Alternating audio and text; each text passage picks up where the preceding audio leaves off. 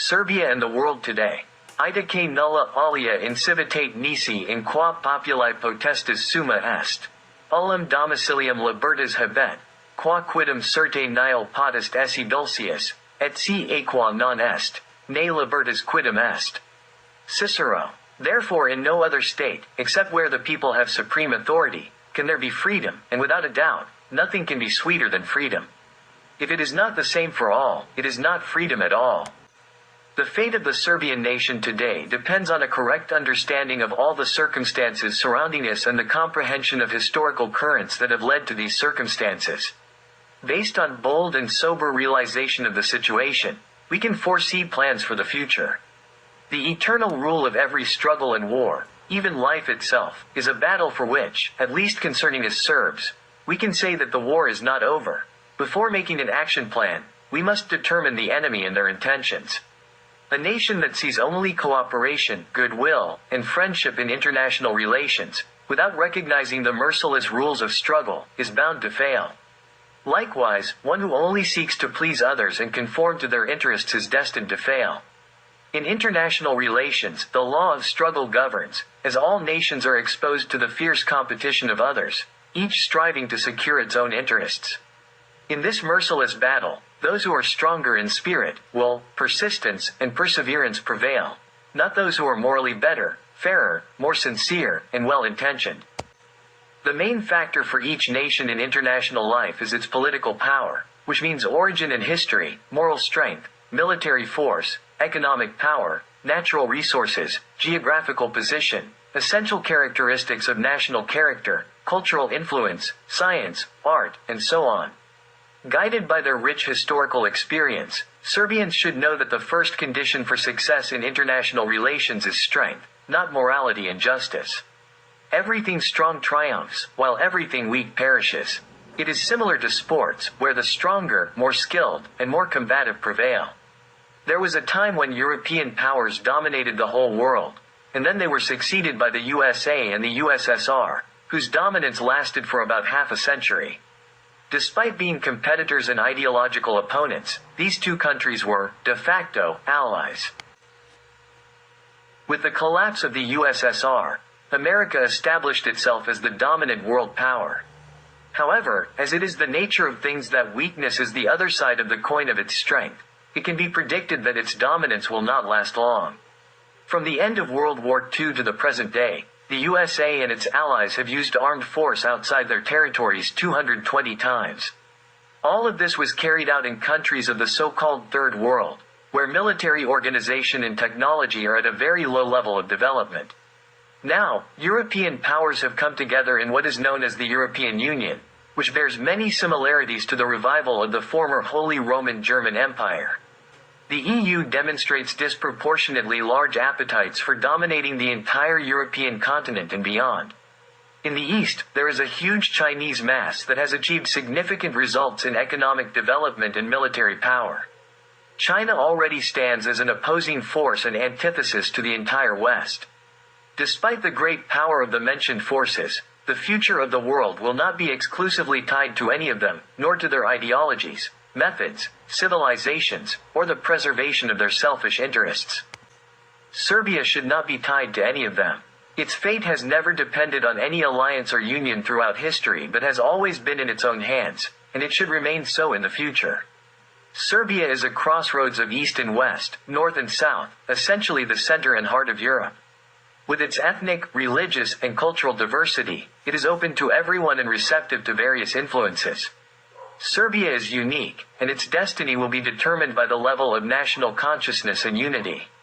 The influence of contemporary Western imperialism is very strong in the region of the entire Balkan Peninsula and Eastern Europe, in countries of Orthodox Slavs. This is a combined effort of the United States, the European Union, and the Vatican. Their influence is implemented through various programs such as the New World Order or Globalization, Transformation, Partnership for Peace, Association and EU membership, membership in the Atlantic Pact, and a series of other associations and initiatives. These programs are implemented in various ways, from bringing subservient political elites to power, through political and economic pressure, to the use of military force and armed aggression, as was the case with Serbia. Their intention is to erase every national identity in these countries and turn state institutions into transmission mechanisms. They aim to eliminate Russia's influence and push it away from the Balkans, the Danube region, and the Black Sea. The goal is to create a kind of gray zone, a dominion of consumers of their goods and a reserve of cheap labor and resources when needed. Hence, this entire gray zone is to be transformed into a new form of association of states, where these countries will essentially cease to exist, enabling the free flow of goods and capital. Throughout history and even today, Serbia has always been the backbone and defensive shield of the Balkan Peninsula against any aggressor and imperial power. Due to the nature of our people, Serbia receives special attention in imperialist plans. There is an ongoing ruthless dismantling and reduction of the Serbian ethnic territory and the creation of a hostile environment. As part of this strategy, accusations have been made regarding the idea of Greater Serbia, which is not genuinely Serbian but a fabricated propaganda ploy. At the same time, ideas and actions towards Greater Albania, Greater Croatia, and even Greater Turkey are being promoted and implemented. With the approval of the Security Council and the help of the Atlantic Pact, Croatia destroyed the Republic of Serbian Krajina and conducted the largest ethnic cleansing by expelling 600,000 Serbs from their ethnic territory. Croatia is now emboldened to seek expansion over the whole of Bosnia and Herzegovina, Bačka, Srem, and the coastal areas, including Bar. The remaining Serbian coastal areas are being considered for inclusion in Albania, along with Plav and Gusein. The plan for Greater Albania also encompasses Kosovo and Metohija and the southern part of Serbia, including Vranja. It is even suggested that a part of the current Republic of Macedonia should belong to Greater Albania, and it is envisioned to be divided between Albania, Bulgaria, and Greece. There are plans to separate Vojvodina from the rest of Serbia and create some sort of German dominion, followed by the isolation of the region of Raška as a separate administrative unit. In eastern Serbia, there are preparations to create a separate Walachian region. Through various programs, Serbia is to be disarmed and destroyed as a military factor. Through the so-called association and associated membership with the EU, Serbia is intended to be under the complete economic control of the EU, in a position similar to a colony. To create conditions for all these programs to take effect, Serbs have been vilified, demonized, and abused by the entire West. In this anti-Serbian hysteria of hatred and lies, Jews played a visible role. Not Jews from Israel who behaved respectfully and proved they understood us, but Jews from the diaspora. Many in the West thrived on anti-Serbian propaganda, stigmatization, defamation, and demonization. In this shameful process, they all claimed to act in the name of objectivity, human rights, humanity, and nobility. Entire factories of lies were created to twist the truth and fabricate so-called facts to deceive the global public opinion. A media blockade on one side and the production of hatred and lies on the other paved the way for armed aggression. In this atmosphere, the Atlantic Pact carried out 2 aggressions against Serbs in 1995 and 1999. These aggressions were presented as something normal, as police actions against the bandits. During those aggressions, all the previous cultural and civilizational achievements were trampled upon, such as rights, truth, respect for human and national rights, personal and national dignity, prevention of barbarism, respect for international norms and conventions, and so on. Never before had anyone imagined that 19 states, including the most powerful Western countries, could participate in aggression against a small nation and collectively commit violence against it. This shameful act of violence was presented as some kind of humanitarian action, in the name of freedom-loving rights. During the aggression against Serbia, member states of the Atlantic Pact violated all international conventions, and some countries, like Germany, even violated their own constitution. The aggressor used so-called dirty weapons, prohibited by international conventions, such as uranium bombs and cluster bombs. This dirty weapon was first used against Iraq. American soldiers who handled such weapons fell ill with the so-called Gulf War syndrome, leading to 95% of participants in that war leaving the U.S. Armed Forces within 5 years. Yet, we are told that this weapon is safe. The disease was also transmitted to their descendants, resulting in deformed children. Some babies were born without eyes, some without ears, with fused fingers, without a thyroid gland, and so on. The use of dirty weapons in Serbia aimed to permanently poison the territory and make it uninhabitable, since the decay of these uranium isotopes takes millions of years. When the aggressor failed to break the resistance of the Serbian armed forces, and suffered significant losses, they changed their strategy and attacked civilian targets. Schools, hospitals, maternity wards, kindergartens, TV stations, hotels, factories, electricity, water installations, and bridges were destroyed.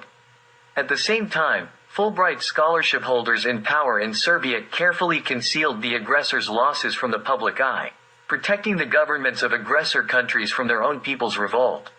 We defended ourselves with valor, as befits Serbs, despite all the adversities such as being outnumbered by the enemy, having outdated and insufficient weaponry, economic exhaustion after years of blockade, and more.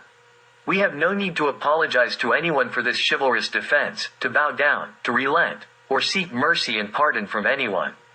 In the struggle for human and national dignity, there are no small and great, only humans and inhumans, knights and scoundrels, nations and mobs. When future generations read about the Serbian question as past events, freely and without censorship, they will wonder how such things could have happened. We endured a national tragedy while the West experienced a moral collapse, where all their proclaimed values plummeted to zero. It seems they will need time to realize this on their own. 5 years after those events, none of them said a simple, "I'm sorry." They want to use their rigged Hague tribunal to convince us that everything was our fault and that we are to blame for everything. They did not succeed, and they will not succeed because it is impossible to turn the innocent into the guilty. They only embarrassed themselves even more. United Nations Security Council Resolution 1244, which regulates the temporary situation in this occupied Serbian province, has not been implemented even after 5 years. In Kosovo and Metohija, under occupation and protection of the occupiers, everything Serbian is being destroyed. Since the arrival of the occupying forces, over 130 churches and monasteries have been demolished. More than 250,000 Serbs have been driven away from their homes since the arrival of the occupying forces. The return of expelled Serbs to their homes is being hindered in every possible way. Systematically, efforts are being made to establish institutions for a new Albanian state, and they publicly claim that it is not yet time to resolve the status of Kosovo. It is evident that they are working towards putting Serbia before a fait accompli.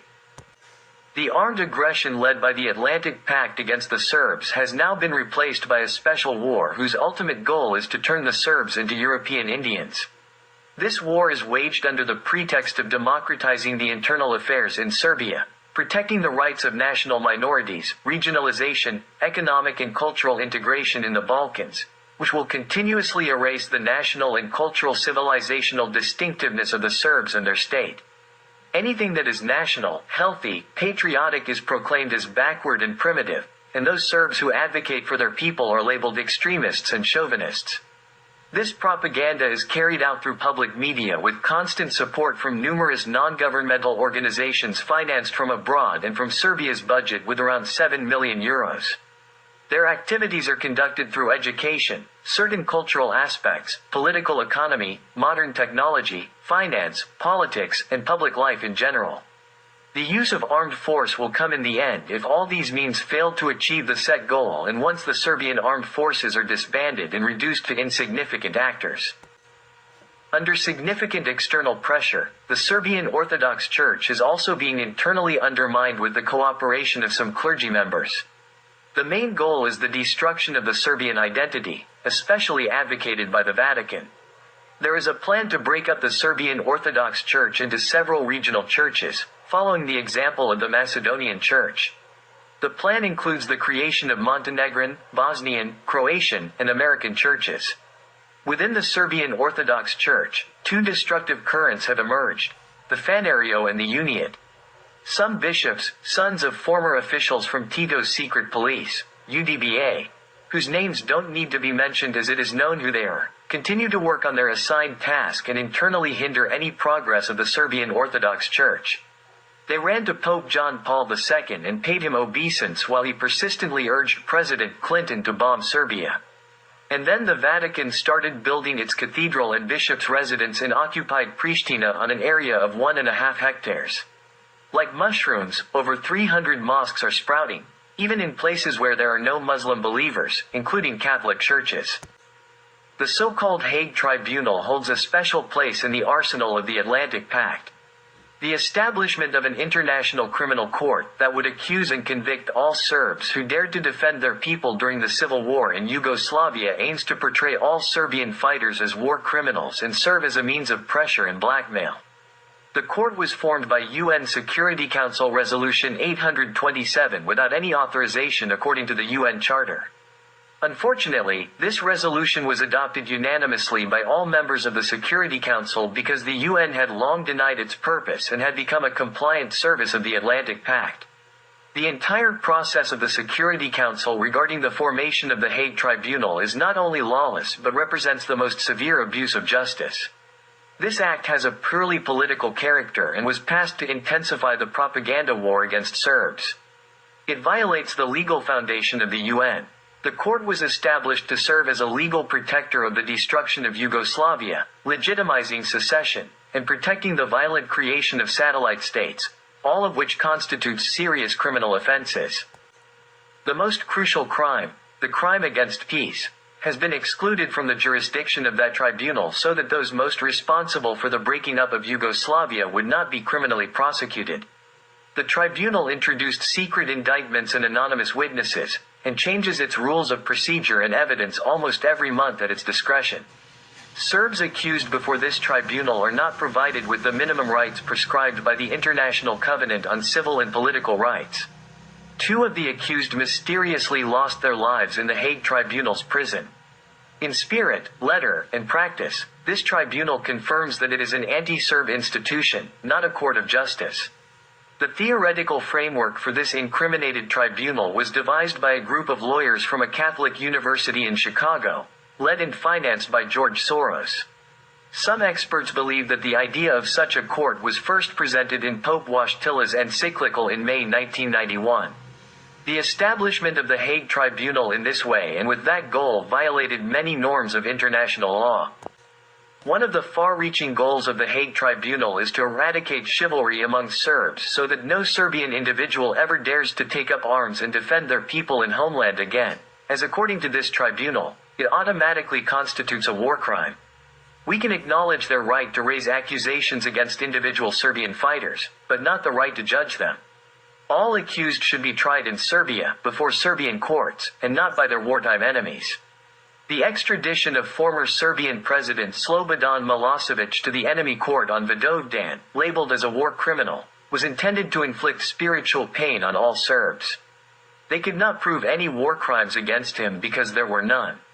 The real war criminals parade around the world and in Serbia, such as Solana, Wesley Clark, Albright, Holbrooke, Schroeder, Blair, Chirac, and other NATO figures. We must acknowledge that the entire system of international law, norms, and rules of behavior has been shattered, and the era of the rule of law has been replaced by the law of the jungle. This was done by the Western powers, without us and against us. Now, we must have the courage to condemn evil, submission, and injustice. We must not succumb to the pressures of hostile propaganda or be afraid of their threats. As individuals and as a nation, we must uphold our dignity. Anyone who has the courage to shape their own destiny is a hero. As an old wisdom goes, if you want peace, prepare for war.